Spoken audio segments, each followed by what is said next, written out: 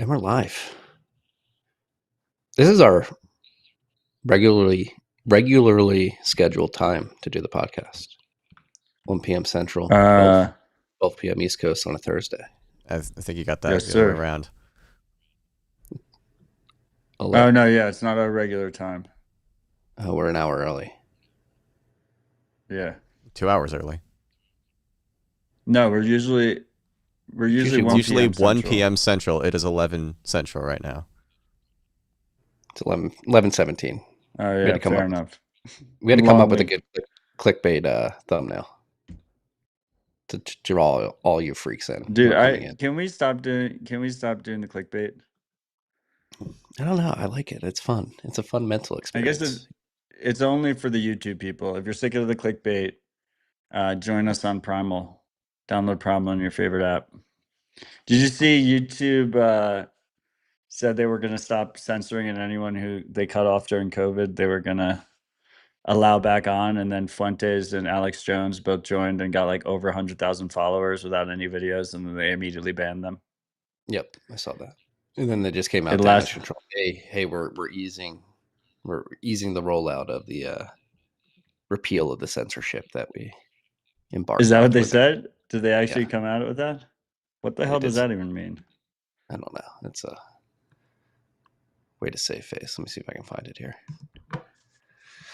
But yeah, crazy week. A lot going on. Crazy week as it pertains to censorship in the world. We'll get to it. But yeah, YouTube basically Google admits censorship under Biden, promises to end bans of YouTube accounts of thousands of Americans censored for political speech. Another cop out by the big tech firms. The Biden administration pressured Google to censor Americans and to remove content that did not violate YouTube's policies. The Biden administration censorship pressure was unacceptable and wrong.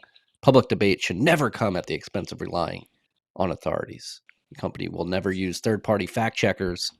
Again, Europe's censorship laws target American companies and threaten American speech, including the removal of lawful content. My guess is, I guess supposedly there was a subpoena involved in this, but my guess is the real reason is that last piece is they went to Trump and they were like, you need to protect us from the Europeans, and he's like, you need to blame Biden for what you did. I mean, it was definitely the Biden administration involvement. Like there was truth to it, but they were like, you must release a statement that explicitly blames Biden. Yeah. And then we will back you. Yeah, part 4. The company will never use third-party fact checkers. This channel, if you're watching on YouTube, we got put on the list of one of those fact checkers, the Center for Countering Digital Hate. And our hateful content was in relation to climate change. The Center for Countering Digital Hate did not like that we were Oh, I remember that. talking against the climate change narrative. Crazy times. Don't trust. Verify that you have unfettered open access to the communications protocols and platforms that you interact with. This is why we're very big advocates of Nostr and are moving more and more of our digital social media lives to Nostr. Where now we can see, shout out to the Primal team, they fixed the UI bug on Firefox browser for the Top Zap 21,000 sats from Zoomer Seth. How we feeling, freaks? Hitting the flow state on the extended returns. That's a reference to accounting work, yes. If you file an extension. Thank you for our service, sir. Best accountants in the game. Yeah. All right, let's jump into the dashboard. Should have made that bet. I mean, if we had the bet last a full week, I would have won. If it was the first day. Yeah, I mean, we both kind of won. Yeah. We didn't it would have come down to timeline because we pumped and then dumped. Degen traders just got wrecked in both directions, as is tradition. Yes. The Nostr live chat is fucking popping right now. Love to see it. Soap miner, this is why we Nostr. That is right, sir. So last week we met right before the FOMC meeting. Jerome Powell cut by 25 bips. There's been economic data. The bet that we had is what was the price of Bitcoin going to be last Friday. I said it would probably dump to around 113. Matt said we were going to rip. We did rip temporarily, but now, according to Clark's dashboard, we're sitting at 111,540 cuck bucks. And more importantly, Matt said he was willing to put money on it, and Marty bailed out on that. So yeah, because you've been in this market long enough. You can't time it. It's time in the market. I had a feeling it was going to dump. Sats are on sale, 898 sats per cuck buck. We're at a $2.22 trillion market cap. This rip in next week's episode, as of right now, it's looking like an upwards adjustment of 6.3%. Blocks are coming in at 9 minutes and 25 seconds on average.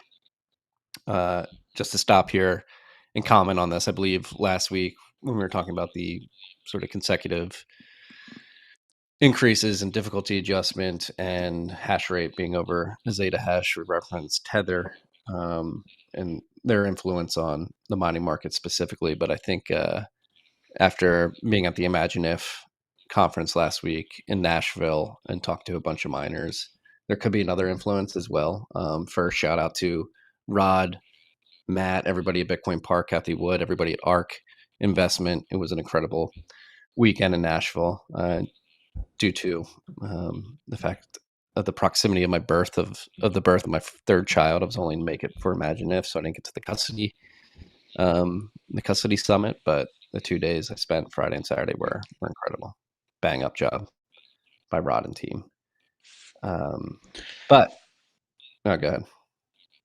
No, vibes are high. Vibes are very high. But as 4 it days pertains of great people and great content. Yeah.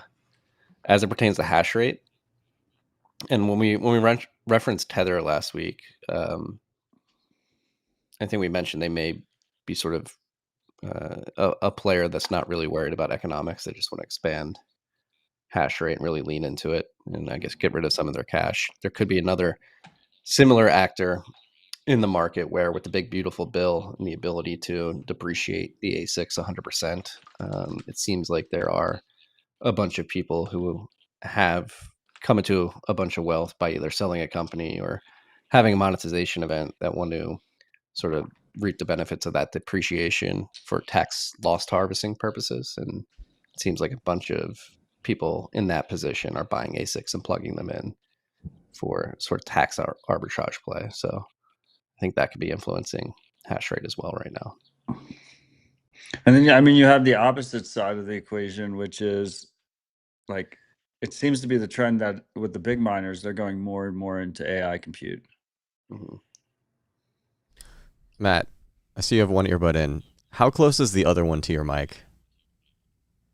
Why? What do you hear? Because I keep hearing stuff through your mic, out of your earbud. You hear my side?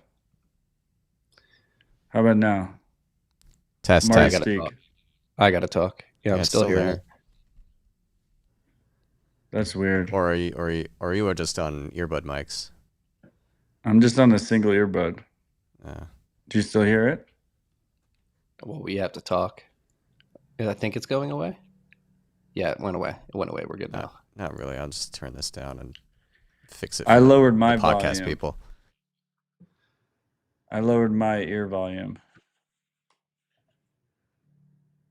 It should work. Long story short, hash rate continues to go up. I'm moving my mic to the other side too. Do you hear Marty's echo now? Do we sound good now? Well, I had to talk for you to hear it, and we'll test it out by going to Clark's. Sounds good now. Mempool.space, 144,430 unconfirmed transactions in mempool. We have 2 unfilled blocks in the last 3. If we look at hash rate, are we still above a zeta hash? Yes, moving up 1.08 zeta hash per second over the last week. Again, 1 sextillion hashes per second being produced. More than that on the Bitcoin network right now. That is the state of the network. Price down. See, Mav21 zapped us 21,000 sats.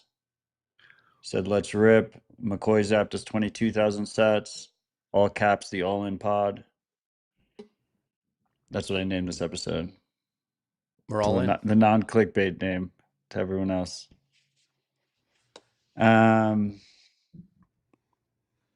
Yeah. If you want to join us in the Ride or Die live chat, go to zap.stream or download Primal in your favorite app store. Go to primal.net. Check it out. Check it out. All right, getting to the list. Matt's got something to get to in 90 minutes, so let's make sure we cover everything. Like I said, it's been a big week, but we're going to start with some announcements. The Plan B conference is in Luongo towards the tail end, or not the tail end, but the back half of October.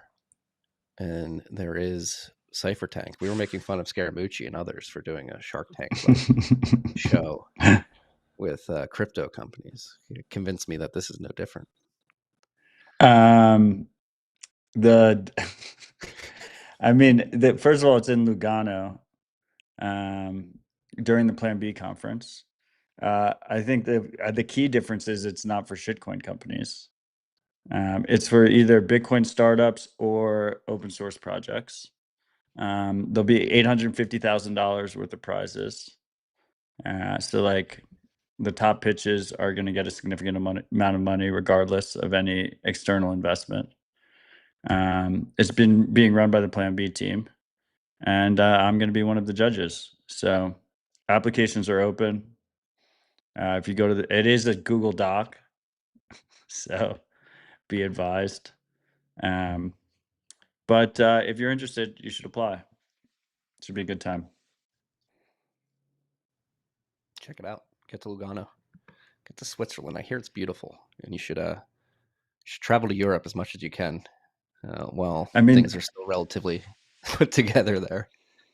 Yeah, I think it's going to be a great event in general, and this will just be one sub event within the larger Plan B week that they're hosting over there. It's Tether's big annual event, and I've only heard good things. It'll be the first time I actually attend and participate. I actually didn't have that on the list. Rumor is that Tether is raising at a $500 billion valuation, which would make them the most profitable private company in the world, tied with OpenAI. There's like a handful of public companies that are worth more than that. Yeah, it's pretty crazy. Clear distinction here. Most valuable private company. They're certainly the most profitable because OpenAI definitely making profit. Yeah, no, they're probably one of the most profitable companies in the world. I haven't crunched the actual number, but by head count, they absolutely blow away everybody else too. It's like 75 people. So, and I would actually say, like, they're probably worth more than that, and they probably don't need to raise money.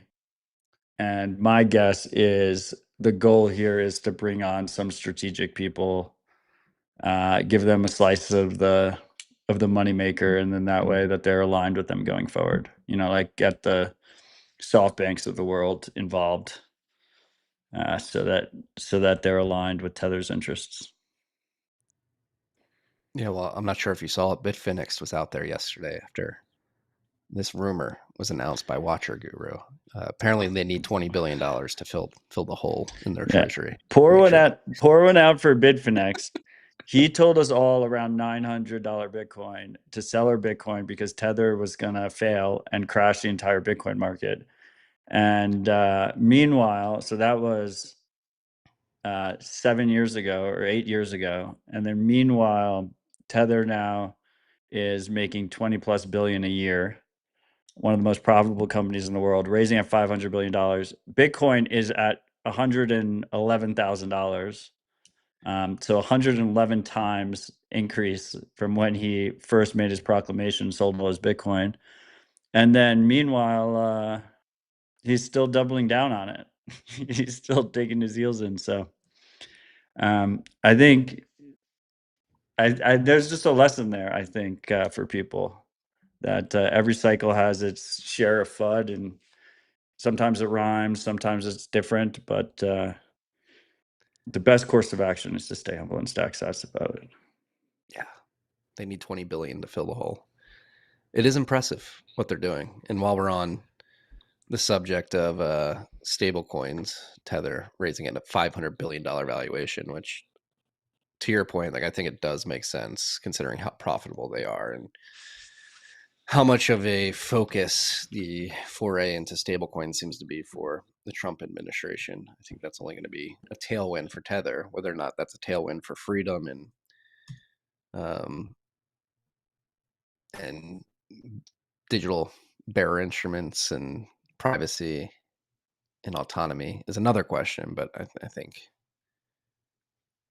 just being objective, Tether is an extremely successful company. But while we're on the subject of stablecoins, is breaking Circle, breaking according to CoinDesk. I don't really think it's breaking news. I think we all suspected this. Circle is considering reversible USDC stablecoin transactions. Circle president Heath Tarbert notes allowing refunds in certain cases of fraud would help the stablecoin industry's push to become part of the financial mainstream.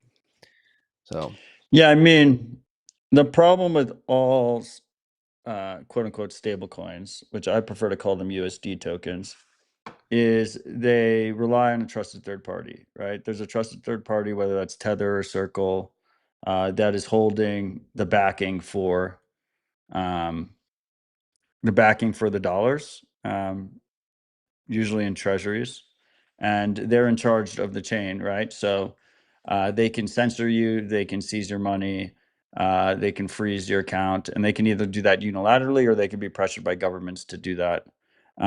So both Circle and Tether already have this functionality and have done it in the past.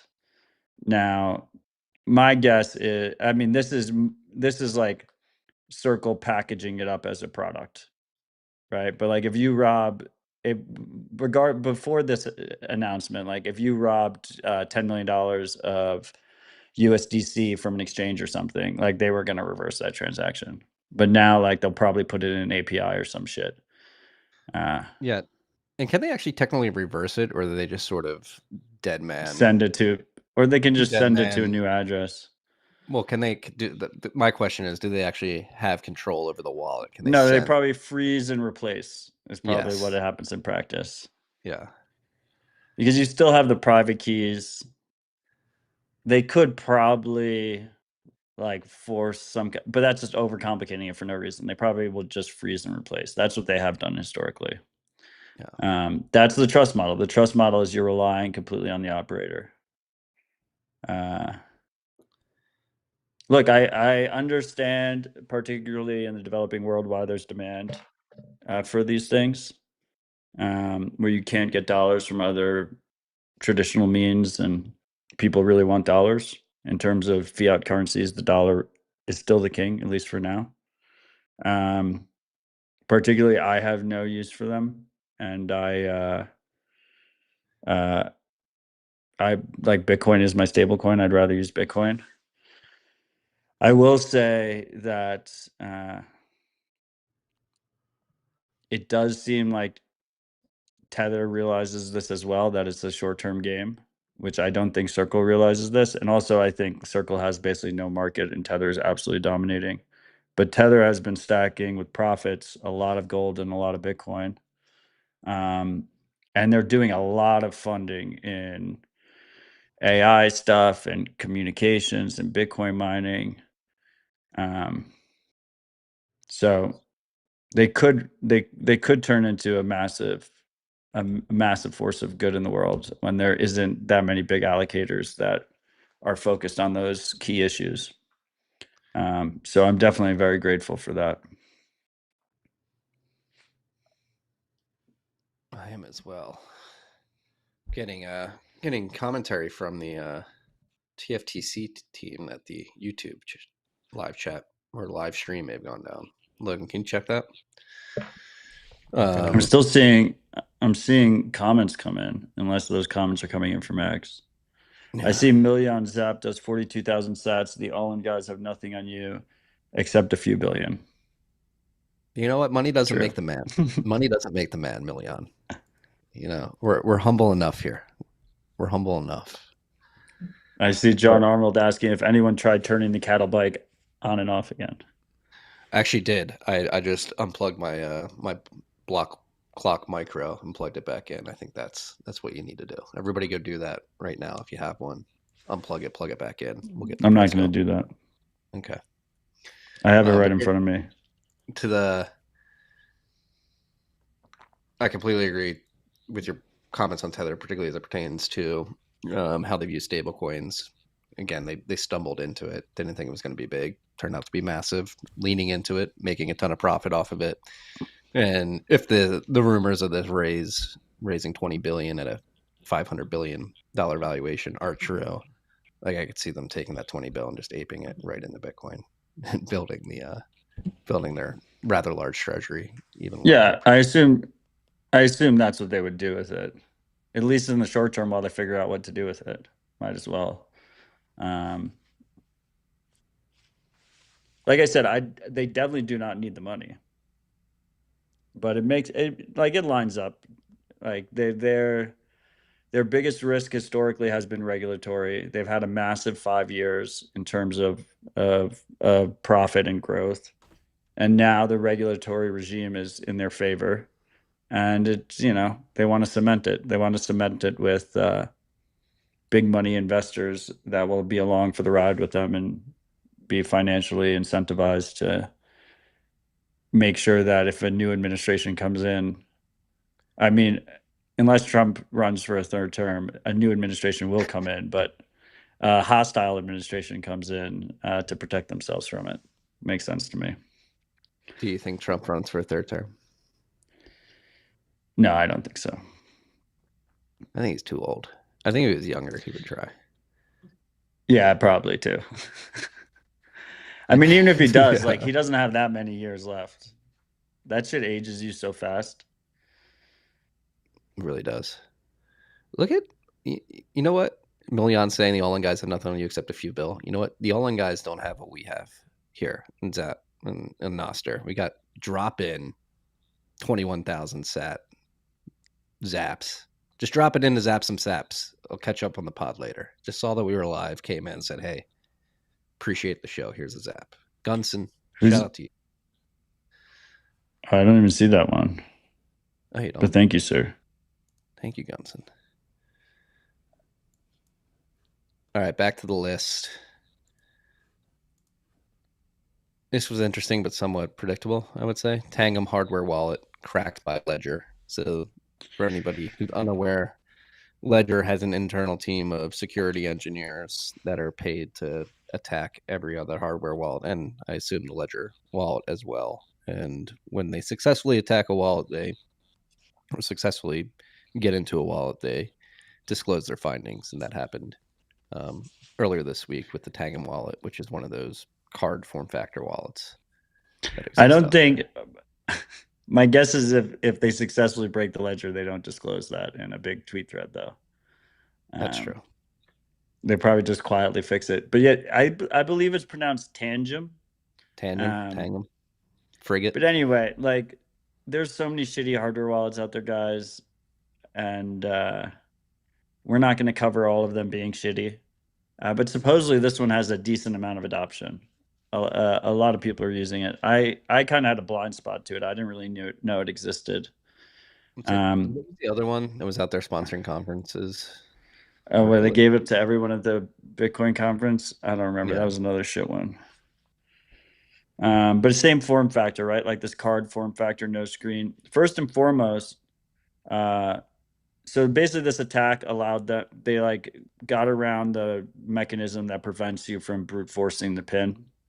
So someone can just computerize brute force the pin and just make tons and tons of pin guesses. A good hardware wallet stops you from doing that. Like hardware, Cold Card, for instance, stops you at 13 wrong guesses. It just automatically wipes. 13 or 16? It's 13. 13. And the number is completely random. They just chose that 13. There's no specific reason. But so they got around that pin protection. And their excuse afterwards is like, well, you could do a longer pin. Okay, well, one of their main design choices was to try and limit the pin choices, the pin brute forcing, because people tend to choose short pins, and a long pin is not that convenient. But then the second issue with a wallet like this is you don't have a screen, right? And any wallet that does not have a screen, you can't verify the information on a secure device. So if your phone is compromised, you'll be shown wrong information, and there's no way for the hardware to tell you. So keep these things in mind. For smaller amounts, it might make sense to use a simpler hardware wallet that doesn't have a screen, like the BitKey. Particularly if the alternative is to go and use an ETF or MSTR or something. I think it's way better to hold real Bitcoin on a, on a less secure, more convenient hardware wallet. But when you're talking about large amounts, when you're talking about life savings and stuff, I think it's important that people put in the work and, do proper cold storage, offline, self-custody, with secure hardware. Invest the time, invest the small financial requirements to do that, and make it happen for your family. Do the work. Practice makes perfect. As Matt likes to say, if you can raise a child, you can secure Bitcoin. Pull coal. 100%. If you can drive a car, you can secure Bitcoin. Practice makes perfect. Get on it. Be aware of all the foot guns out there. It's funny, like 88 Sats Radio saying Tangem has a cult-like following. There's so many of these wallets out there that I'm completely oblivious to. That, which is like, how are they getting this cult following? How are they? Like, what are they doing on the marketing end to get this? That the better hardware producers need to adopt. Well, no, I think part of it is because they support shitcoins, right? So we're just blind to that entire market. And so what I would say to that, like, I mean, if you're going to trade shitcoins, consider not and staying home and stacking sats instead. But many people still insist on it. So like, do different, like your Bitcoin self-custody should be much more secure. And then you can, you just store your shitcoins on Tangem or Trust Wallet or Ledger or whatever. But you can use multiple wallets. You don't omnibus your Bitcoin storage with your shitcoins and store it less securely because of convenience. That's the worst decision you can make. Yeah. Beware, freaks. Million, another 42,000 zap. This is a different kind of all in. It really is. Really is.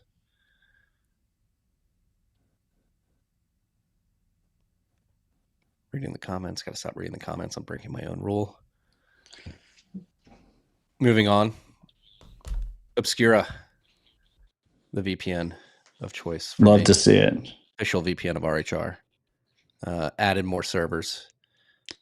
So they've been shipping pretty quickly, especially after they got their iOS app out. So they have major server deployments in the U.S., spanning from Seattle to Miami, all across the country, new international locations from Brazil, South Africa, Spain, Poland, Sweden, and increased capacity in New York, San Jose, Dallas, Frankfurt, Germany, London, UK, where it seems like it's going to be needed desperately. Well, I mean, no, this is different, right? So this is like where you exit.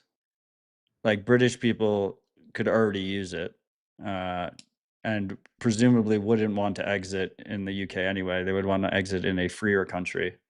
But one of the convenient aspects of the best VPNs in the business is that they give you a lot of servers that you can choose where your IP is located. Effectively, any site you go to will think you're in that country. So Obscura is awesome.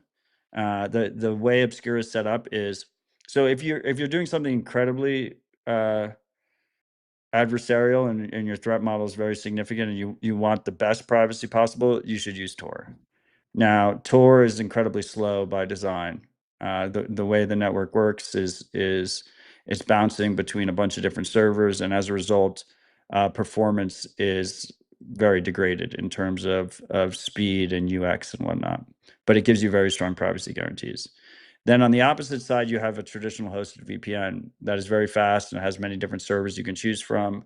But the problem with that is you have to trust that they're not actually taking logs. So it becomes a reputation game, right? It's like someone like Mulvad has a very strong reputation. So you're just trusting that they're not tracking your internet activity. So instead of your internet service provider like Comcast or Starlink or whatever tracking your internet activity, you're now trusting a different provider. You're trusting your VPN provider. Now, the cool part about Obscura is it straddles the middle. So Obscura runs the entry server and Mulvad is running the exit server. So the only way they could track you is if both Obscura and Mulvad collude with each other. So you get the privacy benefits that are moving closer to something like Tor, but you have the performance benefits of a traditional VPN. It's a really nice middle ground. The two big things Obscura has been missing is more server choices. Specifically on the entry side, you want to be able to enter somewhere closer for getting better performance. And just the more servers there are, the more distributed the user base is, so you have better performance. And then the second piece, which they're still working on, is more platforms. Like right now, it's Mac and iOS only. While the big dogs like Mulvad and Proton have every major platform available. But I know they're working on it, and I'm just really grateful they exist. It's awesome. It works really, really well and has pretty strong privacy guarantees. Yeah, and I'm Easy testing recommendation. I'm testing it out right now. Like performance is high. You get a bunch of coverage. Obviously, you get all the privacy benefits of a VPN. But I was just able to go on YouTube TV and put on the Ryder Cup, which I've never been Yeah, able to but do. I think that's that we don't sell Obscura on that No. because it's because there's so the way like Netflix and YouTube TV are block VPN usage is they see enough users come in through an IP address and then they know it's a VPN, right? So you can also host your own VPN, but then you lose a lot of the privacy benefits that a hosted VPN has, because the beauty of a hosted VPN is like us and 1,000 users or 10,000 users are all using the same IP address. So when you go on a website, they don't know which of the 10,000 you get to hide in the crowd, right? But it's also the negative of it, because if 10,000 users hit Netflix from the same IP address, like they know it's a VPN and then they add it to the blacklist. So Obscura's benefit in that regard is just because they're early and they don't have that many users. There's nothing technically innovative that is like allowing you to watch YouTube TV or Netflix or whatnot. That's just an early thing. Well, let's get it to the point where I can't watch YouTube TV. Use the code RHR25 for 25% off an annual subscription if you guys want it. And we got 21,000 stat boost from there you go. From Marks or Zap. I get Boost and Zap. I'm just going to use them interchangeably. Privacy is for normal people. That is true. That is true.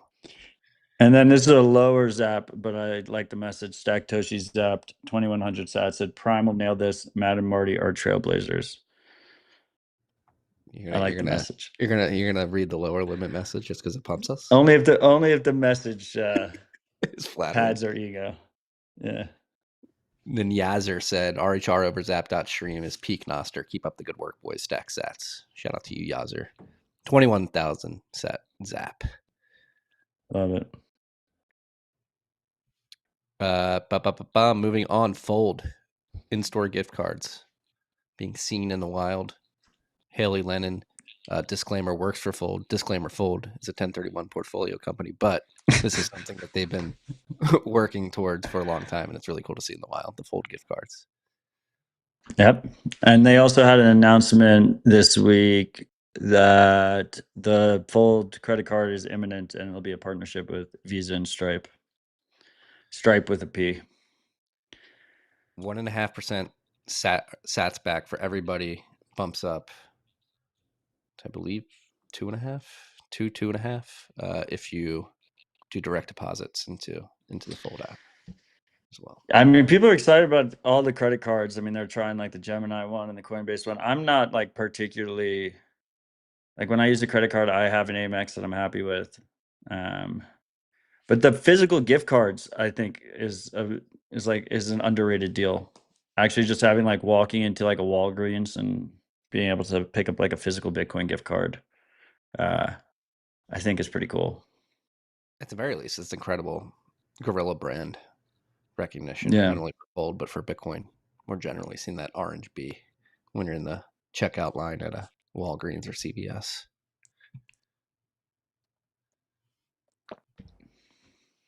Boom.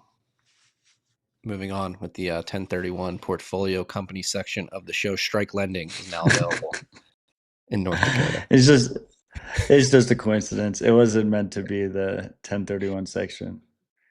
Our investments are broad. I know people like on a state by state basis are looking for strike loans. So to the handful of freaks in North Dakota out there, is now supported. It's literally like internally, it's just in parallel working on a ton of states and a ton of countries, and we're just going to ship them as they become available. But no, the work is being done, and the licensing is,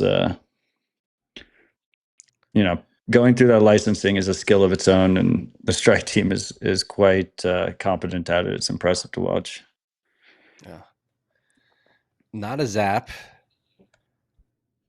but really cool. And building on what we said earlier, Nostr is getting to a point of maturation and UX parity with everything else.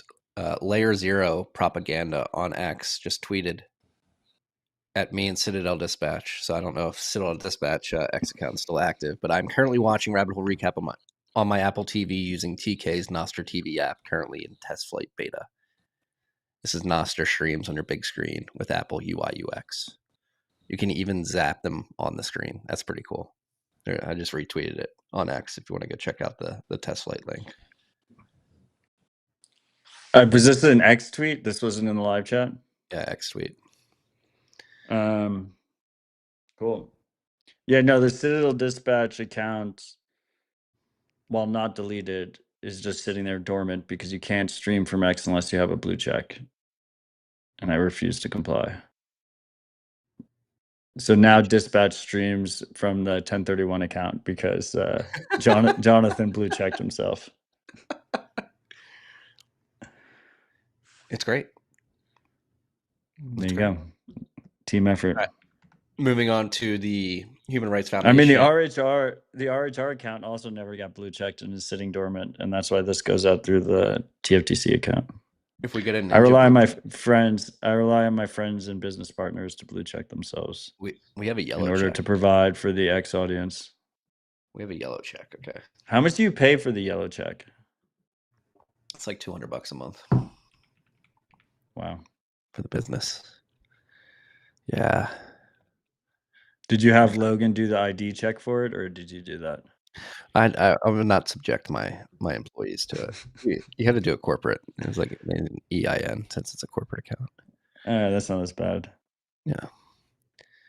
All right. Human Rights Foundation story of the week coming out of Thailand. It's been a bad week for Thailand. They got hit with a typhoon, and the Thai government freezes accounts and imposes transfer limits in an effort to reduce online financial scams. The Bank of Thailand froze more than 3 million bank accounts. It also set strict daily transfer limits for citizens ranging from 50,000 to 200,000 baht, which is the equivalent of $1,500 to $6,000 here. In the United States, this comes after suffering nearly 6 billion baht or 189 million in damages from online scams in recent months. The freeze has left many online creators, small businesses, and foreign residents unable to access funds or process payments.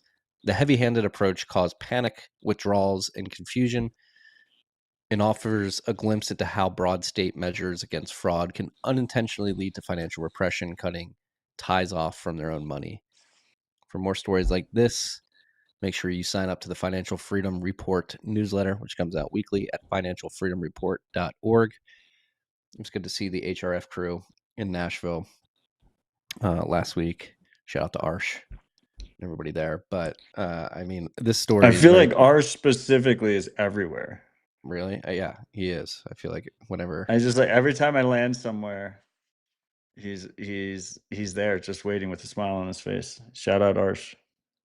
Shout out Arsh. But this story, I mean, it's very similar. I don't think we touched on it last week because I think it happened, or I was made aware of it after we recorded because we recorded early last week on Wednesday. But similar thing happened in Vietnam where they instituted biometric verification for their bank accounts using fraud and scams as the justification, and it was like 86 million bank accounts in Vietnam. Yeah. Every week it's a new week, new country, freezing bank accounts. This is why we Bitcoin. This is why we self-custody Bitcoin. Bitcoin in an ETF or a Bitcoin stock does not protect you from this. Bitcoin held on an exchange. They can did not they like this. they can freeze your Charles Schwab account, freaks. In case you were not aware. Yeah. Be aware. The Vietnam thing is crazy. And again, like using biometrics, you had to go in Vietnam. If you didn't go to your local bank branch and either give them a face scan or a fingerprint to verify your account, if you didn't do that by September 1st, they froze your account and sort of gave you a 30-day leeway period. And I believe by the end of this month, if you don't do it by September 30th in Vietnam, they will just completely zero out your account. Another interesting thing too, it's like a great way for these countries, not a great way, but it is a way for these countries to do bail-ins by another mechanism. So like what happens with all the money in these accounts that doesn't get claimed by individuals who go and scan their face? Just go into the Treasury general account in Vietnam. That's why I assume. Fucked up. Yeah. I'm trying to get to Fountain Boost. Oh. That's not the one. Rabbit Hole Recap 375. The POW Parlay. We've got a couple boost over 21,000 sats. This is such a good name for that episode. Right. It would have been even better if we made a bet. I know. Keith Well, Sharp. I made the episode and then tried to make a bet.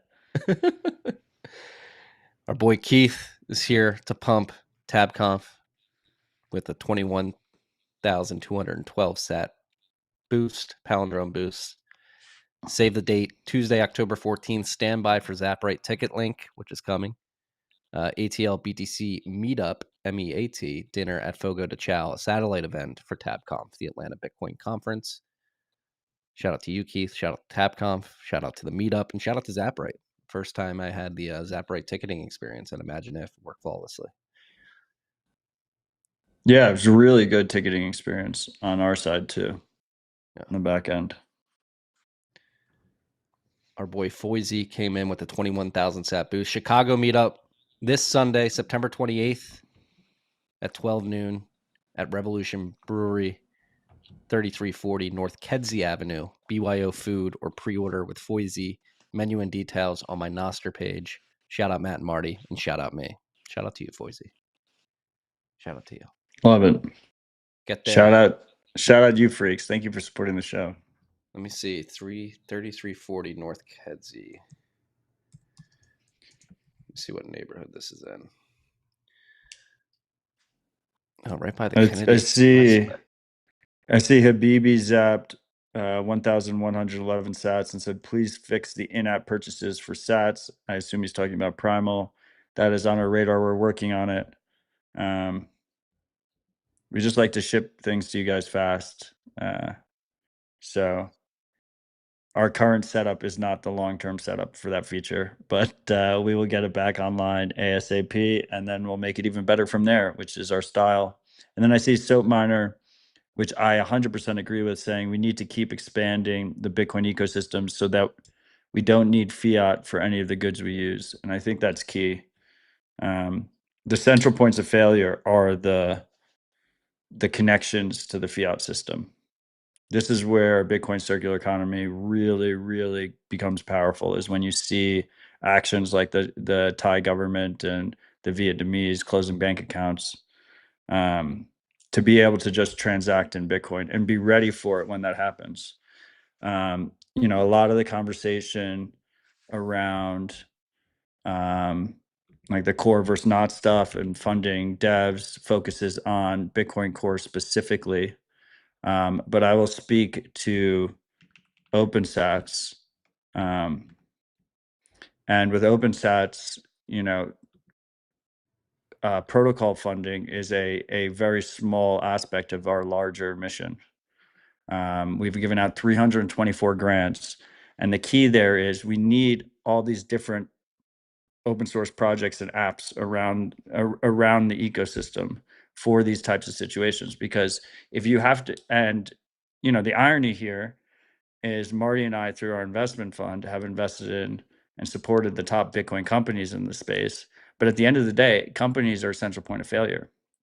And we need to have open source projects that are not controlled by a company, that are not controlled by an individual, that are well maintained, that are robust, that are easy to use, because they're viral in nature and they're very, very hard to kill because anyone can modify them, anyone can distribute them, anyone can run them without permission. And it's more important than ever, and time is of the essence. Can we wait 10 years? Maybe. I don't want to wait 10 years though. Sooner the better. We have families to raise. We have things to get done, and life is short. If we can supercharge this stuff, I think it's well worth it. Yeah. And I will step in to give a little bit more credit to 1031. Yes, our main focus is supporting profit-driven businesses in the space. But one thing we do is give no string attached grants to open source projects. And one of the ones I'm most proud of that we did a couple of years ago was giving a grant to Cali to work on Cashew. And I'm going to skip around the list here because I think we're beginning. Well, before you do that, one of the first checks into OpenSats when we were getting off the ground was 1031 too. Yeah. And as it pertains to OpenSats, I think we've seen the fruits of that seedling begin to sprout, not only begin to sprout, but continue to sprout and really support the ecosystem when it comes to the grant we gave to Cali to work on Cashew. I think we're really beginning to see that. And moving to the software update section of the show, I'm going to skip ahead and go back, but this is really cool. I've been using this wallet for a couple months now, and they've been shipping at breakneck speed. And I think what they launched this week was especially cool. I wrote about it in last night's newsletter, but Macadamia wallet version 0.4.0 just released. Included is a new iMessage extension. It allows you to send eCash to other users in a sleek and approachable way. No more wall of gibberish. This is really Have cool. You tested it yet? The iMessage specifically? I did. I intentionally tested it with somebody who doesn't have Macadamia wallet. How does it work on your side? Like, do you have to install the extension in iMessage? How do iMessage extensions work? I just updated to version 0.4.0 and it was in iMessage. It was just there automatically in the attached thing in iMessage? Yeah. And then what about on the receiver side? If they didn't have Macadamia, does it like pop up the App Store for them to install Macadamia? I assume so. I sent it to somebody in the space, a friend of the pod who listens. I think he'd be okay if I said his name. Did he tell you? Caution. But I sent him. I used the iMessage thing. Sent him 21 sats. He's like, "What do I do with this?" I'm like, "Click it." And then within 2 minutes, he's like, "Oh, I downloaded the wallet." He connected to a Mint. That's awesome. He redeemed it. Yeah. Yeah, Macadamia is awesome. One of the best Cashew wallets, period. And what's cool about it is if you want like a power user wallet, maybe you're using cashew.me or Minibits. But what's cool about Macadamia is it's just like a really user-friendly, easy to use, very pretty and polished wallet. It's a first-class design experience, which is pretty rare in the Bitcoin space. So it's wonderful to see. I will say, you mentioned something there. Did he ask you which mint to pick?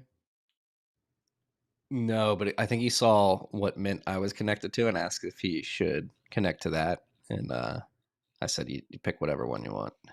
So the biggest friction point for Cashew mints, for Cashew wallets in general, is the user having to choose a mint. And I understand why that's the case historically, is because wallet providers don't want to, choose your mint for you. A mint is a trusted relationship. The mint could go down, and you won't have access to your funds. The mint can be malicious and rug you, or do quiet inflation and slowly rug mint users. So it's a very intimate choice which mint you choose and which mints you use. I will say with this feature specifically, it would be cool if the user didn't have a Macadamia wallet and they click it, it just automatically use the mint of the gifter, right? Because like presumably you already have a relationship with the person gifting it to you. and you can basically skip that onboarding flow, that friction point of choosing your mint, because they can effectively recommend it, but like the user on the receiving side can't tell or doesn't get prompted. They can Or always you could, change the mint in the future. well, you could even give them the prompt like, "Hey, Marty, who's sending you these sats, is using. Recommended by Marty. Yeah. Would you want to join this too? Yes. Boom. Yeah, I Pretty. like that. Maybe that's like the nice middle ground. But anyway, this was pretty cool to see. Yeah. Really cool to see.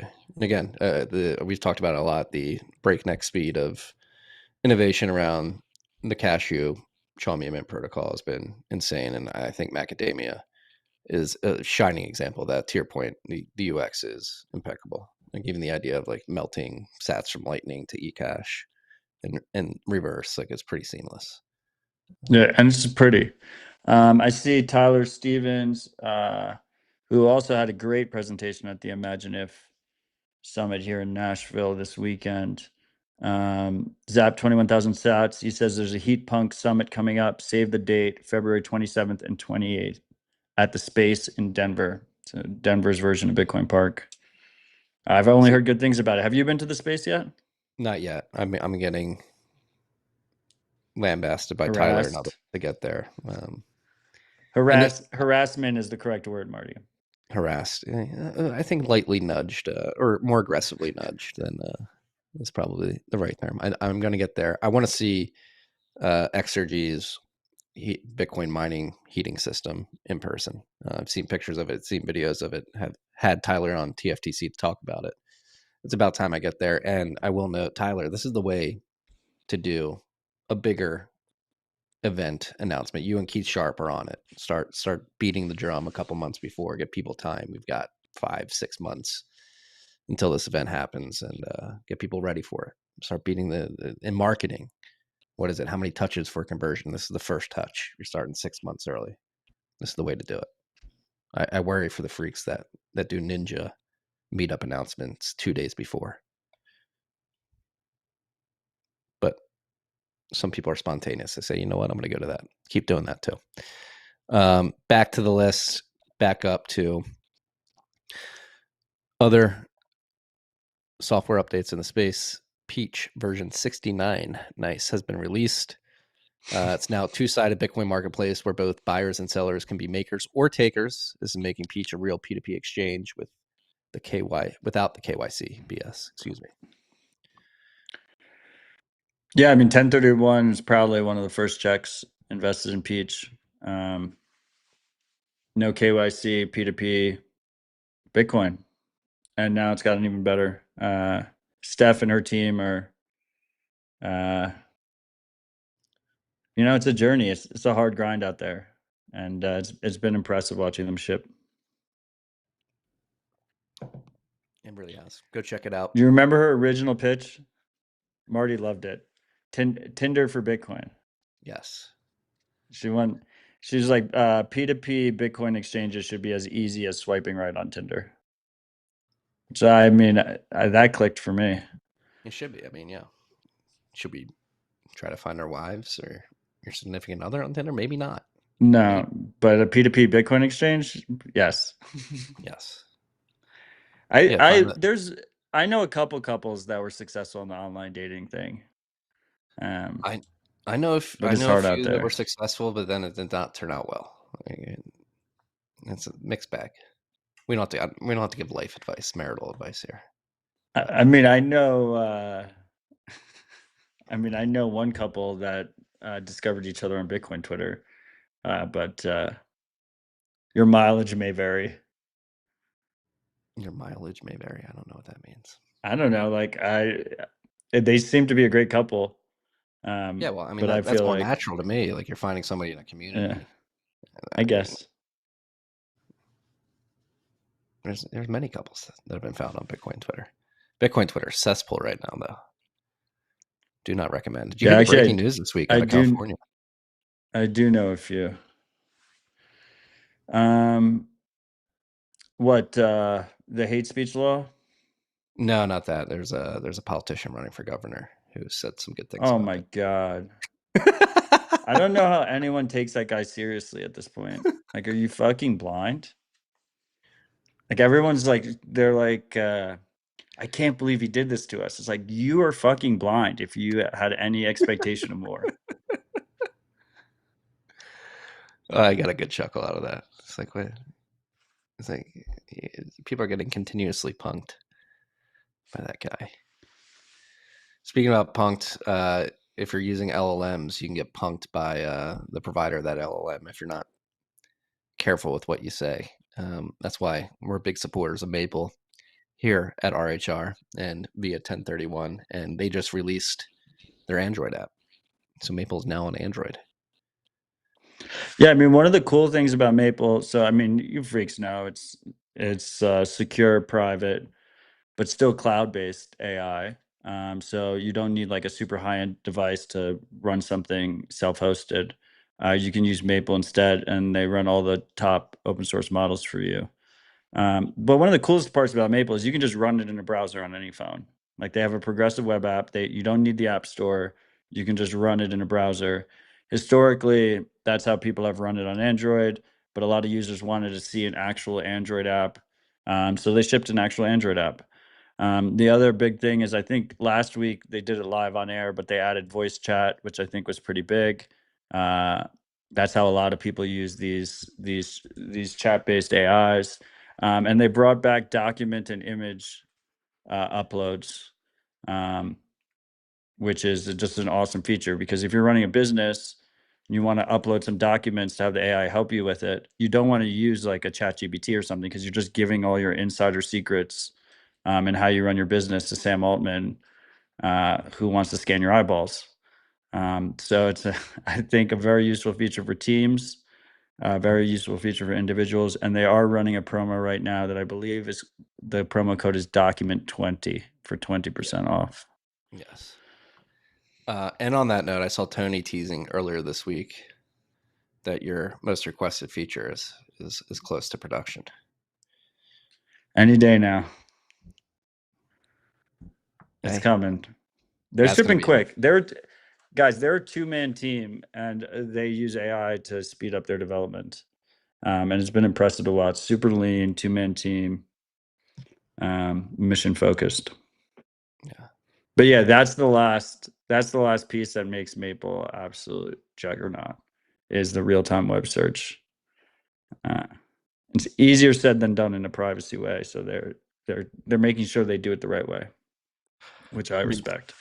Speaking of great presentations at the Imagine If conference, Marks gave a very good one to really drive home the sort of fork in the road we find ourselves in as it pertains to where we're going to go with AI. Are we going to have privacy, and are we going to be conditioned by the AI, or is it going to be a tool that works for us? Because it's very easy to see how, if we don't go in the right direction and we go down the corporate walled garden black box LLM system prompt route, you can easily be conditioned by the tool that you think is working for you. So beware. That was a great inspirational presentation by Mark. I agree. I see top zap for the day. Commoner zapped freedom. 98,765 sats. Thank you, Commoner. Wow. We appreciate you. Wow. And wow, I'm a little speechless. Almost a six-figure zap right there. Shout out to you, Commoner. Then we got Sav BTC, Ride or Die since 2018. Love you, Marty and Matt. Thank you for your service, fellas. Next meetup, Tuesday, October 14th, 7 p.m. at B&D Burgers. We will recap the last month of Bitcoin news, hold a brief presentation on the Open Dime Bitcoin stick, and welcome all new members. Be there. I still love open dimes. The problem is, like, no computers have USB drive. Yeah, you need to get an adapter for them. USB ports. No, yeah. When I gift them for like weddings and stuff, I gift them with an adapter. Yeah. You can just, you buy a bunch of adapters and because I feel like it's fucked up to give it to someone and then they only have USB-C ports. I love open dimes. I love the I have so many. I'm actually running low. Yeah, the orange is clean. I'm running low. MBK, if you're listening, I need more open dimes. Open dime, great wedding gift. Sats card, great wedding gift too. Sats card's much easier, much more approachable. I first of all have a ton This is of crazy. Sats This is cards. like cypherpunk though. This is like hardcore cypherpunk right here. Yeah, I think the open dime it hits harder as a gift. I lean usually to the open dime unless I don't know. Sometimes the Sats card, like, it's cool that you can just tap on the back of the phone and see the amount. But it doesn't hit nearly as hard as gifting someone an open dime. Yeah, you're holding that and you feel like you have like something with the codes to a nuclear weapon in it. By the way, you know what I figured out? I mean, it should be pretty obvious to people, but maybe they haven't considered it. If you are sending someone a open dime or a Sats card in the mail,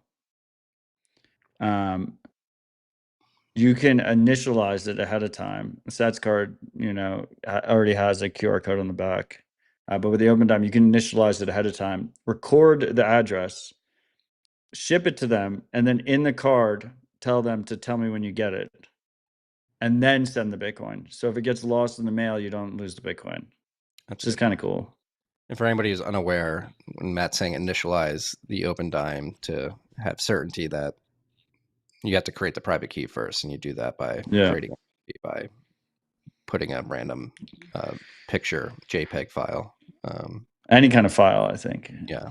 But yeah. To add that randomness. Adds a level of randomness. Key. Yeah. Cypherpunk stuff. We're gonna get back to our cypherpunk roots. That was I got a lot of pushback from the Macadamia newsletter. Not a lot, but there was. Why? Why are you pushing people towards these custodial solutions? It's like, come on. It's incredibly cypherpunk, the fact that I can send Bitcoin via iMessage, via eCash. Yes, the mints are centralized, but the privacy benefits are massive. Everything comes with trade-offs. And usability benefits. It's incredibly programmable. You can use it offline. I think you think of it as like spending cash, right? If I have $200 in my back pocket and I go out to eat and I go out on Main Street or whatever, I go down to Broadway and I lose the $200, like, my family is fine. And then once you have more money, you bring it into self-custody. And it's a double standard, right? Because it's like every Bitcoin influencer is like joining the board of a Bitcoin penny stock right now. And new users are like aping into these leveraged, Bitcoin stock plays where they're just selling you stock and issuing debt to buy Bitcoin. It's like literally like, send me Bitcoin, I'll send you 2 back. And tons of people are aping into the ETFs. Well, it's like, okay, well, on the sovereign privacy focus side, like, we have a programmable bearer instrument that works way better and has similar trust model. So I think it's cool, and it doesn't require soft fork, doesn't require change. I think some people try and gaslight me and put words in my mouth because I donate so much of my time to OpenSats and focused on building that out. But I actually am incredibly conservative when it comes to protocol changes on Bitcoin. Like, I do not think the Bitcoin protocol should be changed unless absolutely necessary. Like, I lean way closer to ossification than the opposite side. And the cool thing about things like Cashew and Fedimint and the current implementations of Arc and Spark is that they don't require any changes to Bitcoin. They just work today. And that will come with certain trade-offs. And the important thing is that users understand those trade-offs and those risks and are able to make an educated decision on which tools are right for the situation. I completely agree. I think when it comes to protocol changes, there is a ton of low-hanging fruit that has not been explored in terms of what we can do to better utilize Bitcoin UTXOs on-chain and to better extend those UTXOs via second layer protocols like Lightning, eCash. Chaumy Mint protocols like Cashew and Fedi Mint, Liquid even. I know we've been hating on Liquid for years, but I'll give it some shine. Arc, many others, Spark. Marty, do you see what your clickbait caused in the comments? Yeah, no, Jason Miller, I see you going off, brother. Don't worry, we're not pro CBDC here. We're trying to pull you in so we can talk shit on the CBDC. Don't worry. We're talking about freedom money here. Freedom tech, privacy tech. We're anti-digital ID. Marty Yeah, just I didn't make Marty this. I didn't puts make the clickbait title. on YouTube. Logan, what did you make the title on YouTube? This guy put like 8 YouTube it's probably because of saying, the second thumbnail. What thumbnail did you use, Logan? You can see it in the chat. Let me see what you did. Jason Miller, what did don't you worry. do? Oh my god, it's just your thumbnails. We need digital IDs. Are you fucking? That's not the. I made the one before that. Well, no wonder Jason thinks that we're supporting digital IDs. It's like you put it in all caps. We need digital IDs as the thumbnail. Don't worry, Jason. We've dedicated our lives to trying to make those obsolete. Yeah, the idea with that thumbnail is to make it seem like Keir Starmer, the UK Prime Minister, saying that. We're not saying it. We're saying it. And we're gonna get to exactly. I could see how you read it wrong. Thanks, Logan. Eric Kant meme zap 21,000 sats. Zapping freedom money from 30,000 feet. Love to see it. Vake zap 21,000 sats as well. Said check out the website I vibe coded. Bitcointutorials.org. I'm pushing out a major update tonight that'll overhaul the UX of the site and add more videos. Shout out Vake, ride or die freak for years. Great domain. Incredible. How long you been holding on to that one for? That's definitely a pre-2020 domain pickup there. Yeah, I'm gonna say. Moving along, last software update, white noise version 2.2.2.2. What is it? 1.0.4 has been released. Faster, stronger, cleaner. What do they have? Stability and performance upgrades. A lot of UI, UX polish. For those that are unaware, white noise is a Nostr client that's really trying to improve the DM experience as it pertains to privacy. Historically, Nostr DM. They're trying to build a open, permissionless Signal alternative. So the goal is something that works as well as Signal, as easy to use as Signal, but doesn't rely on centralized Signal servers, and uses the open identity system provided by Nostr, so you can use your additional, your current social graph in order to chat with people. No phone number required, no email. Incredibly private, easy to use. It's very early. They're working on reliability. They're iterating over time. They're building in the public, but it's a project that I'm very excited about. But yeah, Logan, can you change that thumbnail? Put it back to the one that I made. Yeah, I think. Yeah, I guess anything's better than what you did. Just black box. Jason's we explained it well enough for Jason. He apologized. You don't need to apologize. It was our Jason. fault. We apologize. We appreciate the passion. I'm glad anytime you see that kind of thumbnail on YouTube, just immediately slam the comments. You did everything right. Yeah. It was our fault. And Jason, if you're new to the show, stick around, maybe subscribe. Press the subscribe button. I think we're very ideologically and philosophically aligned. I can tell from. Yeah, we seem like we're friends already. On this note, digital freedom.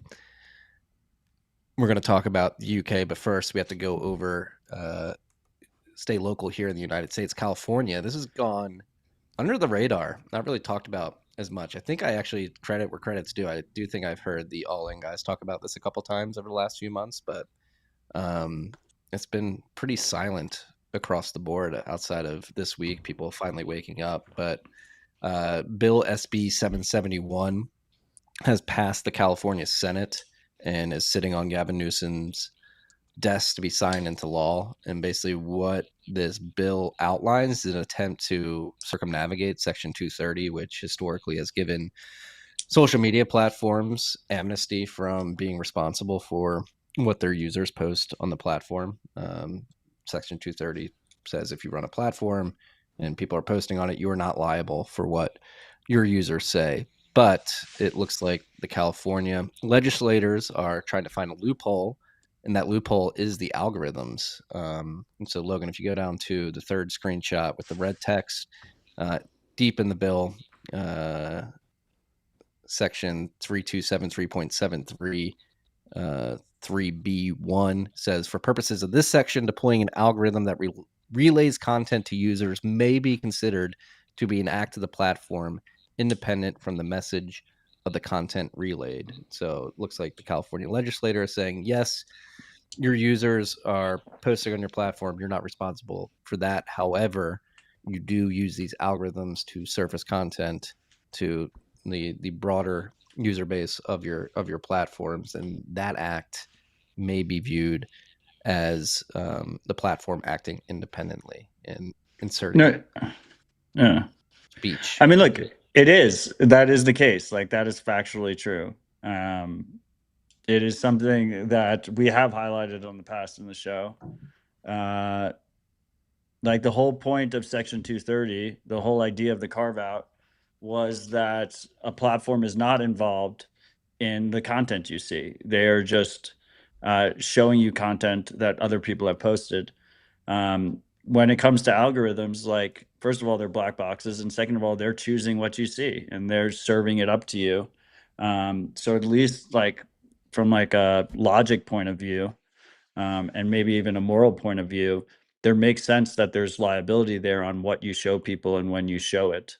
I will say that you said All In covered it. I'm pretty sure they were arguing for breaking Section 230 on these exact same grounds, but from the Republican side on the federal level, and saying that Twitter pre-Elon and Zuck and whatnot, like David Sachs has talked about this a bunch, were liable for what trends and what you see on the algo feed and who gets banned and who gets demonetized and decreased and increased and wanted to break Section 230. So as we were talking about last week, I think this is a cross-partisan issue.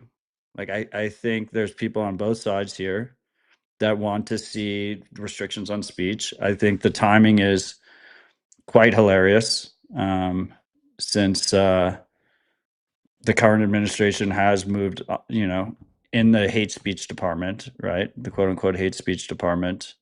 And then once that happens, the big problem is it gets very vague.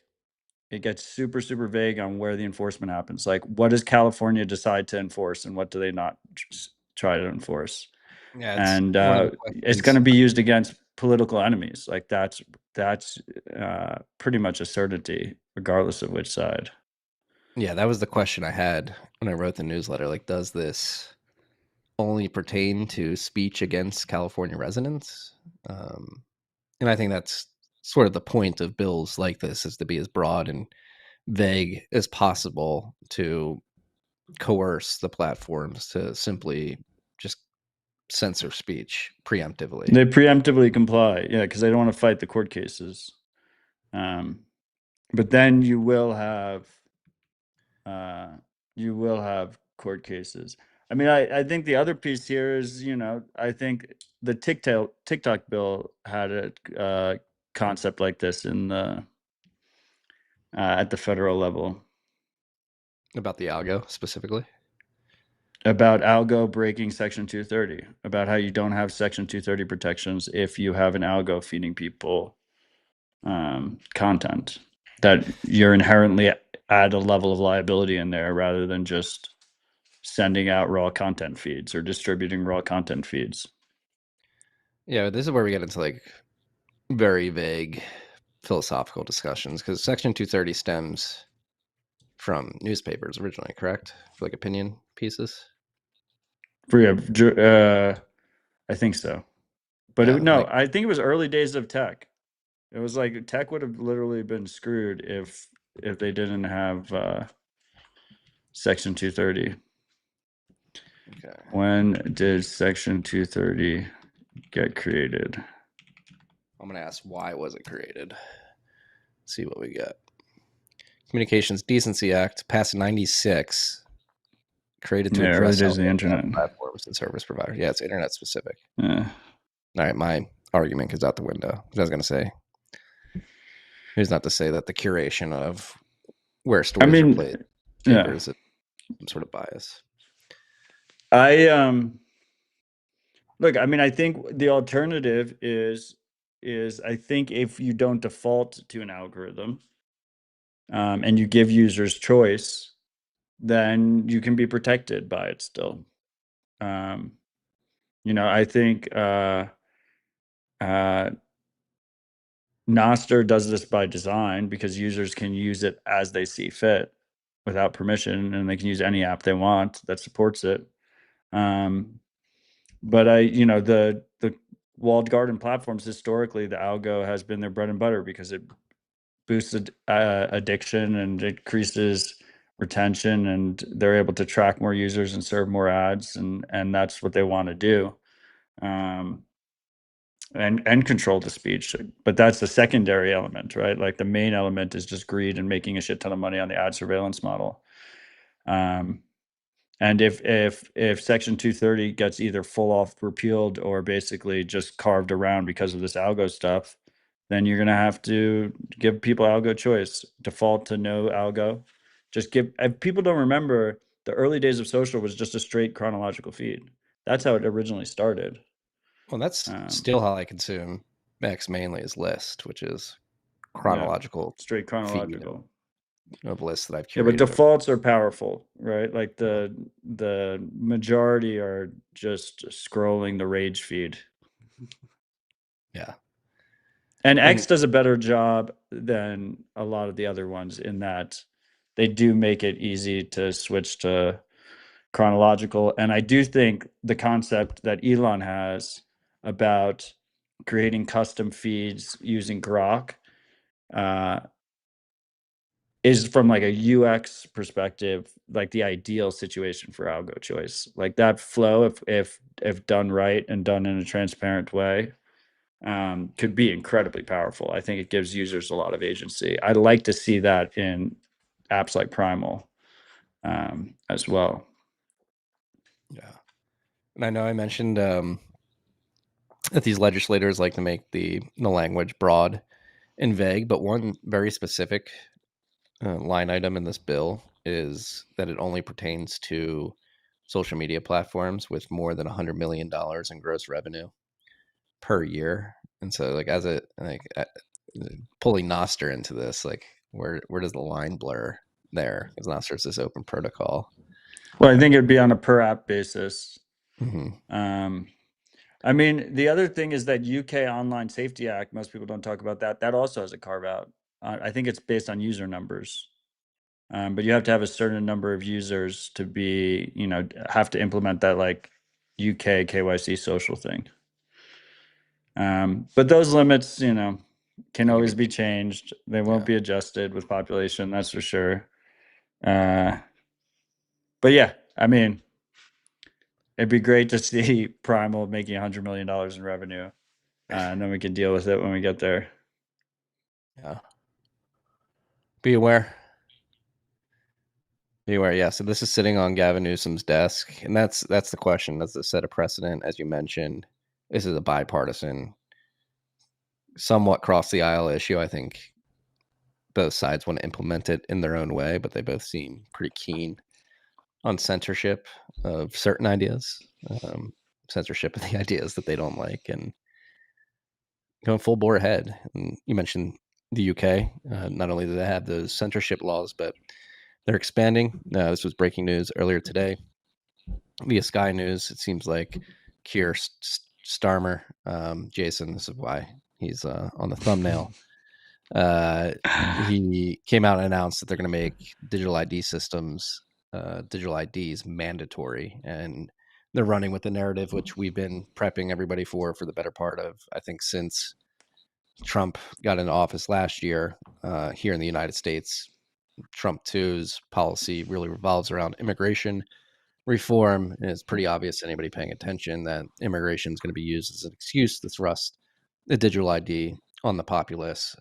We need to bag and tag everybody with digital IDs to make sure that they're actual U.S. citizens, that are supposed to be working and are legally allowed to obtain jobs and incomes in the United States. If you're an illegal immigrant, you don't have a digital ID, you're not going to be able to get a job. There was some choreographing about that here in the United States, but it seems like the UK is set on front running the United States. And so they're implementing digital IDs. They're making it mandatory for adults. I don't know what the threshold for an adult is, 18, 21. We'll see what they land on, but using this exact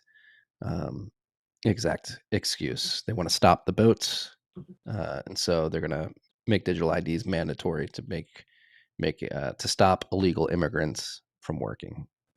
Is the justification in the UK right now? Yeah. I mean, it definitely feels like a manufactured crisis. To then propose a quote unquote solution. Yeah. And it's funny because the Labour Party, which I believe Keir Starmer is a part of, they were the ones who really opened up the borders and enabled the immigration to come in. Now they're like, oh, we need to fix it with digital ID. Yeah. But you also don't need to be the cause of it to also use it as the excuse. Like, it could have been an accident. I mean, maybe they didn't realize how bad it would get. Who knows? I mean, if you want to give them a even shred of a benefit of doubt, but like, I mean, the perfect example is the US, right? It's like the Biden administration opened the borders. The Trump administration is using it as an excuse to palantir us all. Like, it doesn't have to be the same. Whenever there is a perceived problem by the masses, it's a perfect excuse to use to push more control, because it's hard to argue against, because there's actually a problem, right? We talked about this last week. Like, I do think youth are being radicalized in niche online communities. Like, that is a true problem. I don't think the solution is to restrict speech and add KYC to the internet, but it's a real problem that is going to be hard to mitigate and solve in a freedom focused way. And as a result, it makes it very difficult to argue against it.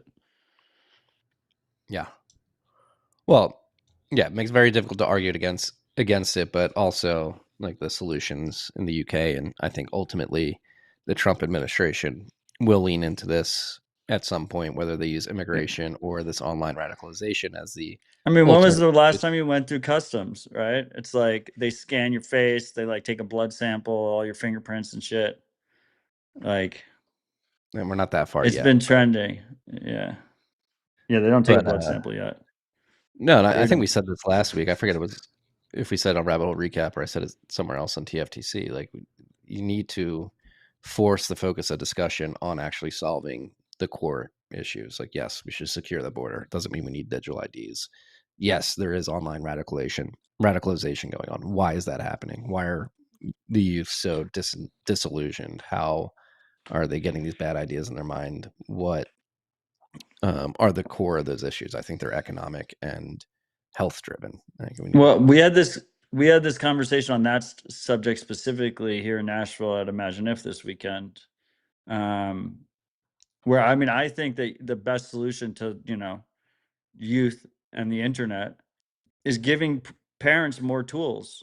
Like, give us better tools to parent our children, and then ultimately it's the parent's responsibility to actually be a good parent. Which is how it's always been in our society, but parents don't have the tools in the digital age. I mean, I was talking to Sean specifically. It seems like such an obvious product for Apple. Like, how does Apple not have like a full-on parental mode where, the parent has control over the iPhone or the iPad or whatever, the Mac, and is able to do fine-tuned controls on how they want their kid to use it. And the reason I single out Apple is because they have complete vertical integration over their hardware and software. Like, if anyone could pull it off in a UX friendly way, it's them. And so give parents the tools to help us be better parents is the answer. It's not a perfect answer, but it straddles the balance between freedom and mitigation. Yeah. I mean, and beyond the tech solutions, I think the onus is on parents to be hyper vigilant and aware and intentional with how they enable and allow their kids to interact with this stuff. 100%. I mean, over here, we're trying to run a screen-free household, but the key is, like, that's like you know, that's like a bludgeoning tool. It's like it's not a fine grained tool for parents. It's like all or nothing. No, and it's, I think another There's important got to point, be a middle ground. but that's like the only thing you can control. Once your kids get older, they Yeah. start having friends, they start having play dates. So like you can't control Yep. what the other parents Of are doing. course You can try not. to influence, but you got to be hyper And that's where vigilant, hyper aware. communities are important. Yeah, exactly. So be aware. UK, you got digital It's a IDs. social problem wrapped into a tech problem. And the Yep. answer is better tools and then social and personal responsibility. And that responsibility word is so far gone in our society. Our society is just like pool with bumpers right now. Like no, like responsibility is just getting eroded and eroded and eroded. And people are becoming lame because of it. They're just expecting not to take responsibility for things. When what we need is people to take more responsibility, not less. Apparently my oh well, before I get to that, but no, great. And like, what in your mind, because I often have this discussion with my wife, like, where does the line get drawn where you feel comfortable stepping in and say, hey, like, I really, if my son is over here playing with your son or daughter, like, I really would prefer them not to watch this type of programming or interact with The these type of. screens, dude, the screens one is easier than the seed oils. We run a seed oils free Oh my household. gosh, that one's the hardest. Especially people that are more cost conscious, right? Like whether it's tallow chips or avocado chips, they're expensive as hell.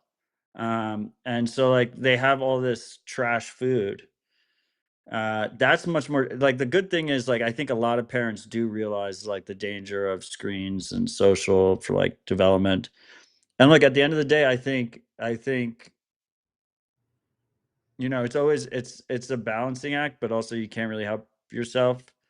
Um, like I think people need to build strong communities, right? And I think it comes from a place of helping, right? Like I want my friends who are parents whose kids are friends with my kids to be better parents and be better people and stack Bitcoin and not eat seed oils and be screen conscious.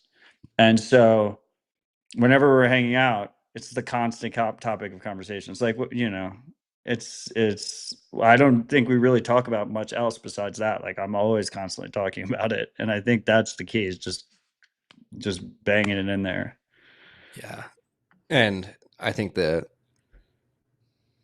God mode hack to this is the wives have to convince each other they're not going to listen Yeah. to us. That's I think that's been the most effective thing I've seen my wife. We've been Well, talking it's about guy this. to guy and wife to wife is what it Yeah, is. yeah, and I've seen it in our community. I mean, we moved back, but obviously we just moved back, but we're very close to family. I live by my in-laws, my sister and brother-in-law. A few of my cousins are within a half-mile radius, and all their houses are quickly becoming seed oil free. And I would like to give my wife a lot of credit for beginning that conversation many years ago. No, I mean, and I will say from our perspective, because we're men, like if you're a young single guy listening, like the single most important decision of your life is who you pick as your ultimate ride or die. Like you need to pick a proper ride or die lady, because it's all going to come down to that at the end. Like, Yeah, you're not going to raise a strong family without a strong lady. So be very deliberate with the decision. It can be overwhelming, but it is the single most important decision you're going to make in your life. So don't fuck it up. agreed. Speaking of ride or die women, my mom is a ride or die freak. She's just texted me. She loves the hat. She loves the Humble Enough hat. I love it. She's asking where she can get one. I can ship her one. Just send me an address. Yeah, you ship me two. I'll give her the extra one that you shipped me. Oh, perfect. Yeah, I shipped you 2 Humble Enough hats. you did. Look at me. Yeah. I think we're ending on a good note. I think this is a good, positive. Yeah, I The love world's it. I have a crazy. board meeting.